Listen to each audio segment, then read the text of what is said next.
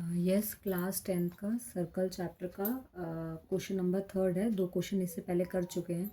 Question है if tangent P A and P B from point P, मतलब एक circle दे रखा है जिसमें 2 टेंजेंट है पी ए और पी बी। तो इसे पी ले लेते हैं, इसे ए और इसे बी। पी और पी बी टेंजेंट है पॉइंट पी से, और बीच में एक पॉइंट है ओ सेंटर पे, इसको ज्वाइन कर लेते हैं। इसमें हमें इंक्लाइंड मतलब होता है जहाँ पे 2 टेंजेंट आपस में मिल रही है। तो इंक्लाइंड पे जो एंगल बन रहा है वो 80 डिग्री है। अब हमें पी ओ ए की वैल्यू निकालनी है। पी ओ ए मतलब इसको ज्वाइन कर देते हैं यहाँ पर। तो हमें सिर्फ ये हाफ वैल्यू निकालनी है। तो सबसे पहले वही सेम स्टेप करेंगे कि जो रेडियस होती है वो टेंजेंट पर क्या होती है, परपेंडिकुलर। हमने अभी लास्ट क्वेश्चन में किया था कि जैसे एक सर्कल है, ये टेंजेंट है और ये रेडियस है। तो जो रेडियस होती है वो टेंजेंट पर क्या होती है, परपेंडिकुलर, मतलब 90। तो इसमें लिख लेते हैं एंगल ओ ए पी की वैल्यू क्या होगी, 90। सिमिलरली ओ बी पी की वैल्यू क्या होगी, 90।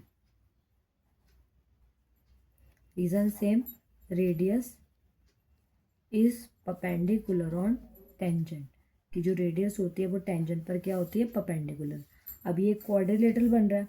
अब क्वाड्रिलेटरल के चारों एंगल का सम कितना होता है, 360। तो पहले ये वाला एंगल ले लेते हैं ओ ए पी, फिर ये वाला एंगल लेते हैं ए पी बी, फिर ये वाला एंगल लेते हैं ओ बी पी, और फिर बीच वाला एंगल लेते हैं ए ओ बी।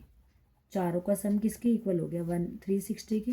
आपको मेन ये ध्यान रखना है कि जो मेन एंगल है वो बीच में आएगा ए। जैसे मान लो ए पे एंगल है तो क्या होगा, ओ ए पी।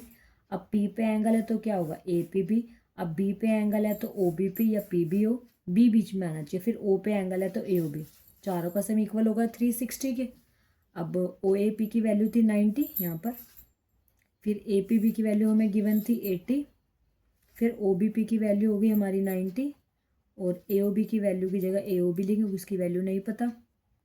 अब इसको 90 90 180, 180 plus 80 260, 260 plus A O B equals to 360। अब 260 प्लस इधर आके क्या हो जाएगा, माइनस।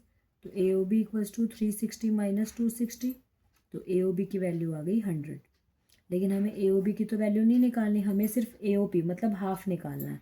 अब हमें ये नहीं पता कि ये जो इक्वल है कि नहीं, तो पहले क्या करेंगे, इन दोनों को इक्वल प्रूफ करेंगे। उसके लिए क्या करेंगे, दोनों ट्राइंगल को कॉन्ग्रुएंट प्रूफ कर लेंगे, इस ट्राइंगल को भी और इस ट्राइंगल को भी। तो एक ट्राइंगल लेते हैं ऊपर वाला ए ओ पी, और एक ट्राइंगल लेते हैं नीचे वाला बी ओ पी। दोनों को क्या करेंगे, कॉन्ग्रुएंट प्रूफ करेंगे।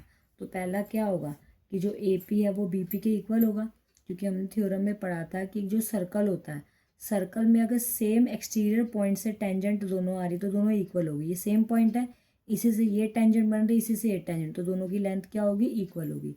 तो ए पी की लेंथ इक्वल होगी बी पी के। तो A P equals to B P. Reason क्या लिखेंगे, the length of tangent from exterior point are equal.